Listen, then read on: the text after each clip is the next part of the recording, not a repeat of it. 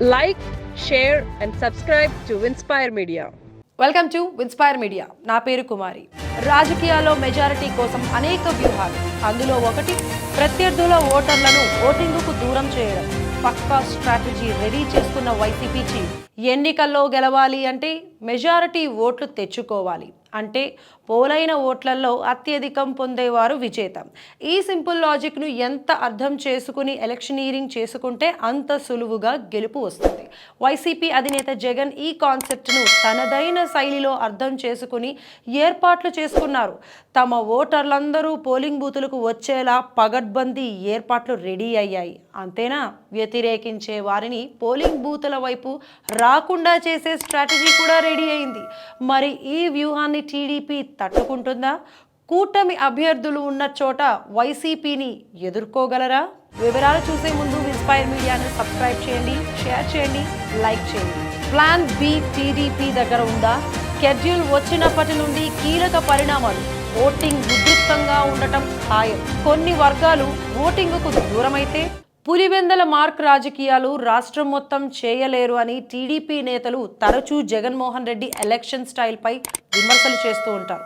కానీ అలా చేస్తే ఎదుర్కొనే ప్లాన్ బిపై వారు వర్కౌట్ చేశారో లేదో తెలియదు. కానీ ఇప్పుడు జరుగుతున్న పరిణామాలు చూస్తే జగన్మోహన్ రెడ్డి పక్కా స్ట్రాటజీతో ఉన్నారు.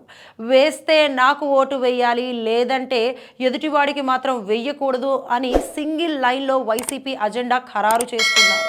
దీనికోసం మంది మార్బలం, యంత్రాంగం, బలప్రయోగం కోసం ప్లానింగ్ అంతా రెడీ చేసుకున్నారు వైసీపీ అధినేత.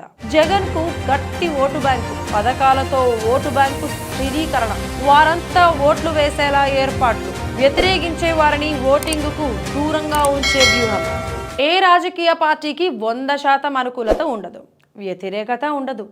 ఎలాంటి పరిపాలన చేసినా జగన్మోహన్ రెడ్డికి మంచి ఓటు బ్యాంకు ఉంది. పథకాలతో ఆయన ఓటు బ్యాంకును మరింతగా స్థిరీకరణ చేసుకున్నారు. ఇతర వర్గాల్లో ఆయనకు వ్యతిరేకత ఉండొచ్చు, పెరగచ్చు. నిజానికి వారు మొదటి నుంచి వ్యతిరేకులే. జగన్కు ఓటు వేయని వారే. కొత్తగా వారిని వ్యతిరేకం చేసుకోవడం వల్ల జగన్మోహన్ రెడ్డి నష్టపోయేదేమీ ఉండదు.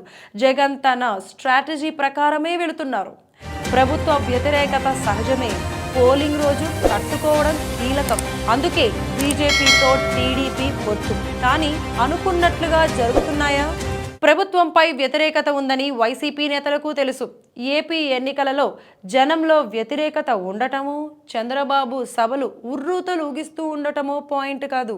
పోలింగ్ రోజు ఎలా తట్టుకుంటారు, నిలబడతారు అనేదే పాయింట్. ఈ విషయం టీడీపీ నేతలకు తెలుసు. అందుకే బీజేపీతో పొత్తు పెట్టుకున్నారు. బీజేపీతో ఉంటే ఈసీ ద్వారా కొన్ని విధాలుగా జగన్ మార్క్ ఎలక్షనీరింగ్ కట్టడి చేయవచ్చని టీడీపీ ఆశ.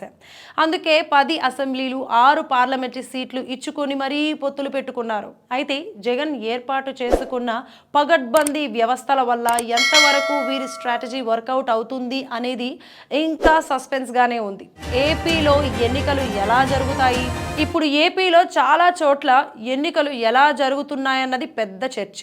ఎన్నికల షెడ్యూల్ వచ్చిన తర్వాత పెద్దగా హడావిడేమీ లేకపోయినా ఒంగోలు, గుంటూరు వంటి చోట్ల చాలా ఉద్రిక్తత పరిస్థితులు ఏర్పడ్డాయి. మరి పోలింగ్ రోజు ఎలా ఉంటుందో ఊహించడం సాధ్యమేనా? పోలింగ్ ఎలా జరుగుతుందని ఏపీ మాట్లాడుకోవడానికి అసలు కారణం ఇదే. మరి ఈ విషయం జనానికి తెలుసా? మీ అభిప్రాయాన్ని కమెంట్స్లో తెలియచేయండి. Thanks for watching Winspire media.